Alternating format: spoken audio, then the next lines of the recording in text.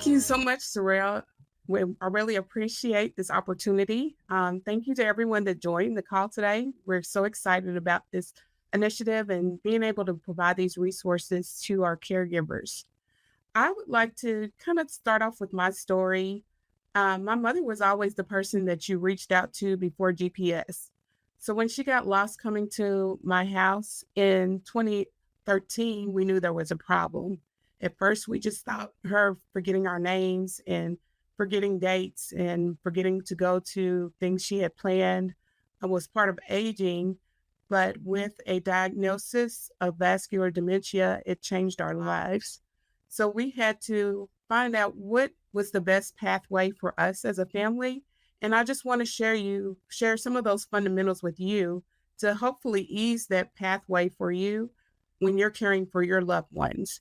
So I'm calling these the ABCs of for caregivers. So we're going to talk about assess your medical needs, build trust with the support team, create legal and financial stability, document changes in health and overall condition, and ensure time for self care. So, when you think about assessing the medical needs for your loved one, early detection is the best pathway.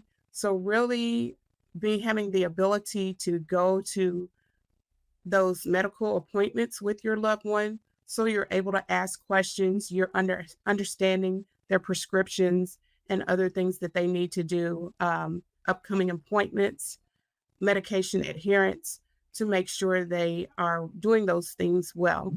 For my mother, her vascular dementia was from not taking her blood pressure medication like she should have. So she was not adhering to her medication as her physician ordered. Also, you should build a support team, whether that's friends, family, because sometimes you will need those breaks to care for yourself and also be sure that you're doing the things that you need to, as far as like work and caring for children if you have children. So, building that support team allows you that time, and even if it's just a few hours a day, to do some of the things that you need for yourself and for your family. The C is creating legal stability and financial stability. So for our family, we didn't have a plan. We try to have those conversations with my mother and stepfather on what are their plans, as far as do they have life insurance? Do they have long term care policies? But they wouldn't have those conversations with us. So it's very important for families to have those conversations before it's too late, to come together as a family and make some of those decisions. And you want to build trust with a support team. So that could be your family, someone that's advocating for your loved one, your physicians, medical staff, respite care workers, and even community organizations that maybe it's a daytime facility that your loved one can go to while you're at work. Also, document changes. So if you see any reactions to medications or your loved one's not themselves anymore, to really touch base with that physician. If they start being lethargic and don't have a desire to do activities. Also, sundowning is something that happens for as people get older, where they mix their days and nights. So it's important to know about that as well. And to document any mental or physical changes, and if they have a change in appetite or you notice bed sores.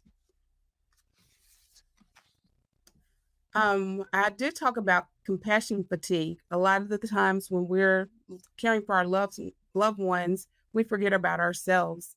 Even myself, I went to an appointment and my physician asked me simple questions like, how are you sleeping? How are you eating? And based on those responses, she said that I was in a state of depression. And I would have never known that had I not gone to my physician. With that, I didn't get on any medication. I just found things that I enjoyed to take those time to get out of the office and go walking, to exercise, and do things I enjoy. when I had that time. So that is very important when you're caring for loved ones. Also, think about what are your greatest challenges as a caregiver. Are you sharing those things with your family members to see if you can have that support system when you're going through this process? And you may have to think about things, putting things together, whether that's a living will or advanced directive. So the advanced directive allows your loved one to decide if they want to be resuscitated. And that is a family decision you most definitely want to make before that time comes. We want to be sure that we are our best as we're working with our loved ones. My mother's journey went by so fast. Initially, we just thought she would just be able to stay at home. But when my stepfather passed away, the two of them together were okay. But when he passed away, she wasn't able to stay by herself. So she would stay with my family or with her family and or her sister. And one day my aunt went out for the grocery just for about 30, 45 minutes. And usually my mother was fine. But this particular day, my mother walked away from the house. And my aunt was driving around trying to find her, couldn't find her, ended up having to call the police. And the police found her 3 miles from her house. And at that point, that was when we had to put her in a facility with a memory care unit. And that was a hard decision for our family. From there, she was in the facility for about 3 years. And about 3 years ago, she had a fall. We thought she was going to be able to rehab enough to go back to her assisted living facility, but she ended up having to go into long-term care.